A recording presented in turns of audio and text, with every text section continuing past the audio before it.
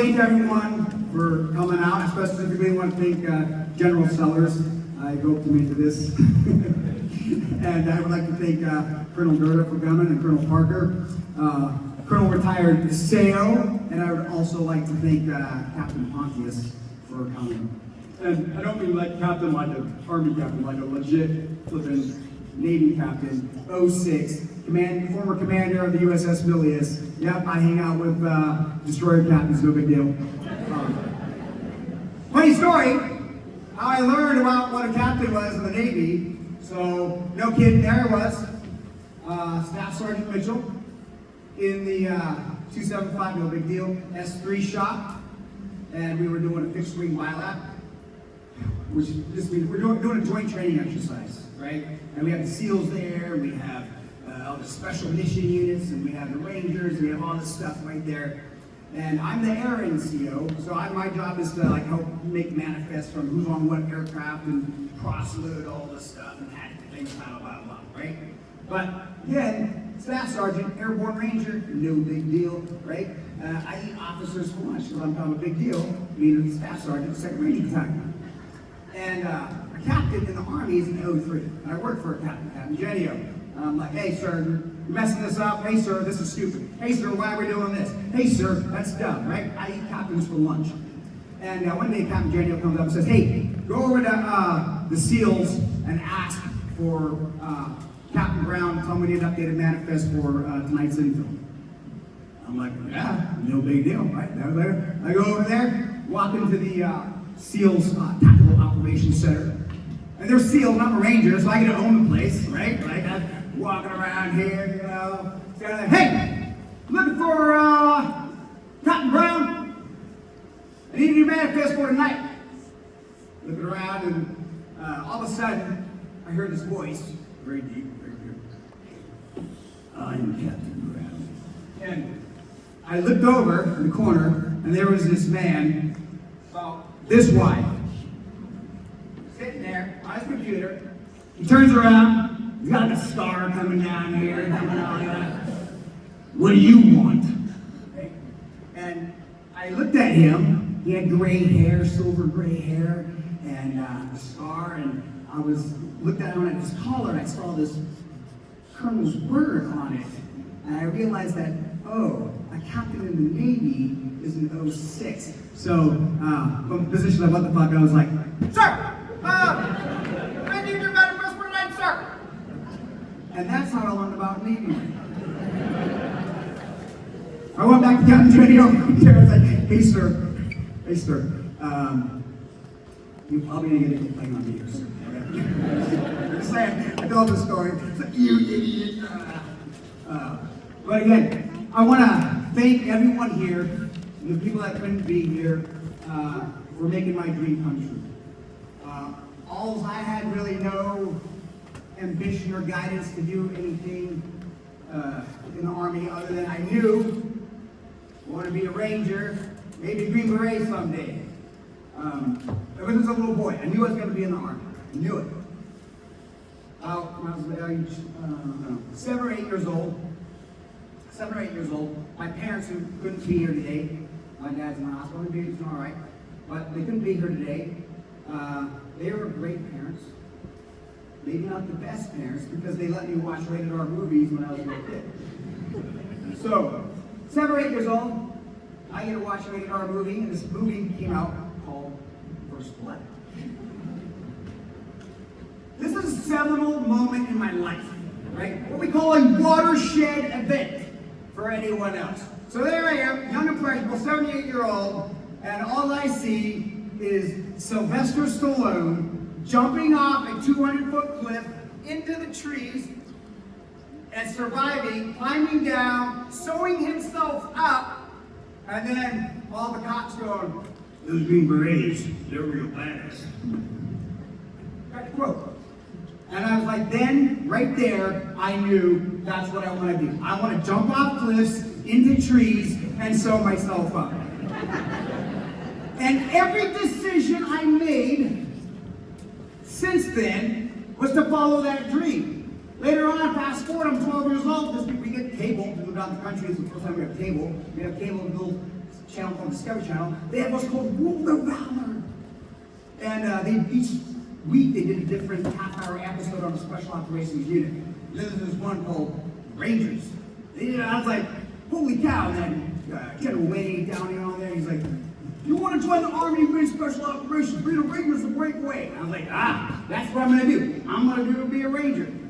And then I did like several treaties in high school on the Ranger Creed. I literally did my senior thesis on the Ranger Creed in high school.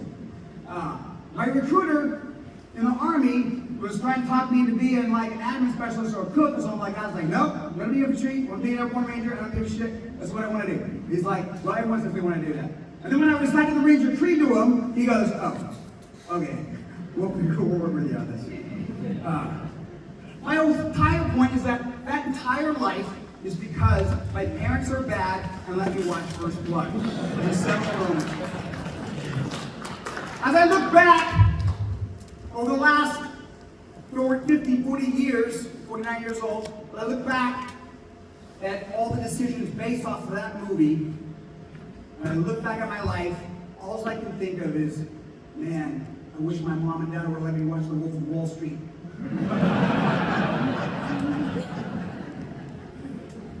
Not a lot of money in this job, okay. But that's what I wanted to do. And I spent my life playing with G.I. Joe, hence the Yo Joe. My sister Kristen knows my first training partner. She used to fight all the time. She taught me how to throw knives. We used to throw knives at each other. Yeah. I threw a TV at her once, no big deal. Yeah, you made me tough, and I appreciate you and Charlotte.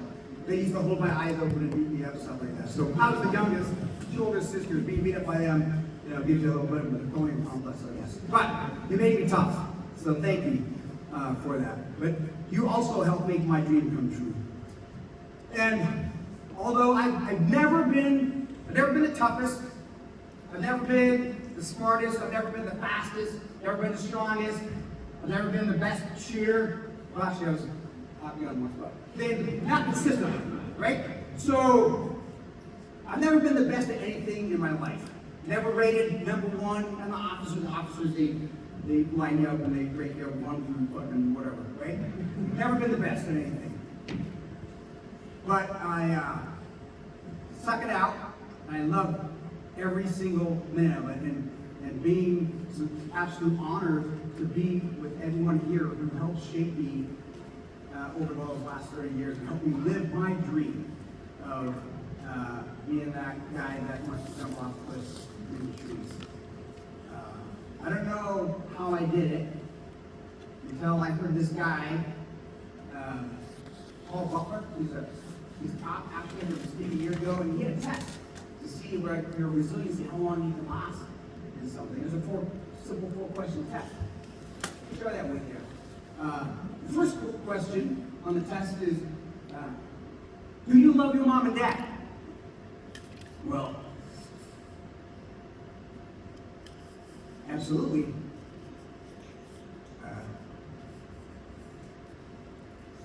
My mom is the most caring, compassionate person I've ever met. My father taught me work ethic and how to be independent. My mom, when I told her I was joining the Army in high school, we were driving back from South Kitsap, and she pulled the car over, and I said, Mom, I'm joining the Army, I'm not going to college. She wanted me to go to college, be an engineer. She pulls the car over, pulls off to the side, she looks at me directly and says, Jimmy, you can't join the Army. Mom, I have to do this is what I want to do. Jimmy, you hate following orders. Did it anyways, and guess what? Mom, you were right. I hate following orders, which is why I spent my entire life in special operations to violate orders and do what I want and have autonomy. But Mom and Dad, I can't thank you enough for everything that you've given me, and you've always been my rock. You taught me to love Christmas. You taught me everything that I am everything because of you. You gave me that foundation, even though you didn't let me watch the Wolf of Wall Street and I ruined my life. But whatever. I love you so much. Second question on this test is, do you love your wife and kids? And I can't tell you how much I love you, Brenda.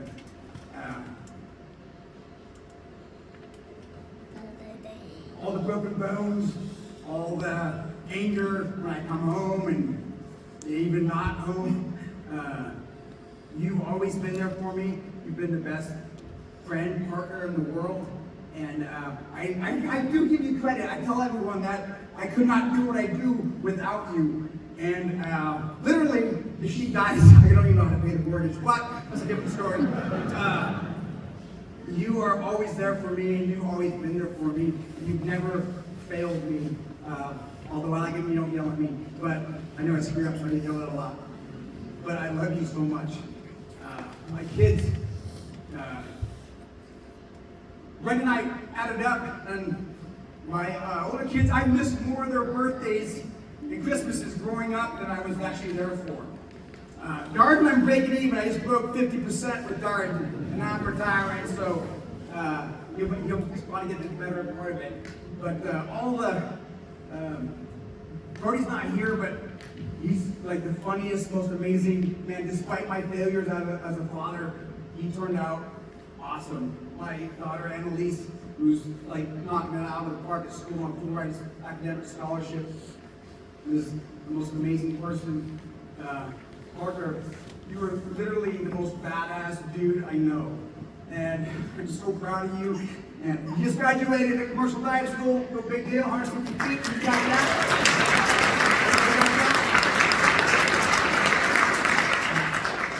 Sarah, you're an amazing artist. You have so much to give to the world, and you're so smart, and I don't know how to tell you that you're so talented. And you guys, she does nails and drawings and other stuff, and you should just see what she does. It's just like out of the world. It's so inspirational to see you do that. And Darden, yeah, he's been slinging on the A's, keep talking about him. But your effort makes me want to do more. Your effort in jiu-jitsu, in school, in everything makes me want to do it. And I tell you, over the last 30 years, the greatest job I've ever had was being your dad. And I love being your dad. And it's the best job on the planet. I'm sorry I didn't do more of it. And despite my failings as a father, you guys are doing awesome. And I love you so much. The third question on the test is, who's your oldest friend? And when was the last time you talked to him? I got John Delgado here in the audience. Big man, John Delgado. Right there, no big deal. I've known that guy since I was 19 years old. He came in, he was 18, I was a senior private. He went to the end of grade rest for me, so I hated him. Like, fuck you, John. But, he's the only person I've been arrested twice with. Like, literally. We've been arrested like that. I'm in the back of the squad car crying, I can't believe myself! But he's just cool as fuck. He's just like, why are you crying? Whatever. You're the most badass dude I know. And despite my failings as a friend, you've always kept in contact with me. And my other friends here, Seth Bowen, I see Justin Vinny, Brent Gillespie, Commando of them all, Jay Hall, Aaron Clancy, known them for over 20 years. And even though we haven't talked in 20 years, they showed up here today. And that means a lot to me. And everyone here has had a huge impact on my life and enabled me to live out this fantasy. And it's a fantasy because everything ends of doing that. And I can't tell you how much I appreciate everyone's friendship. And I was not expecting that, those kind words that Colonel Kushar read from you guys, and I can't appreciate that enough, my stock family. Again, going to the auxiliary. I'm not out of the game, just going to the auxiliary. I had a mentor, Sergeant Major Torino was my very first squad leader, my very first mentor. He ended up being the unit, or what's called Operational Attachment Delta's Sergeant Major, Troop Sergeant Major. And he taught me 3 golden rules. When I was a private, I try to pass them on to everyone. Rule number 1 is hope for the best, always be ready for the worst.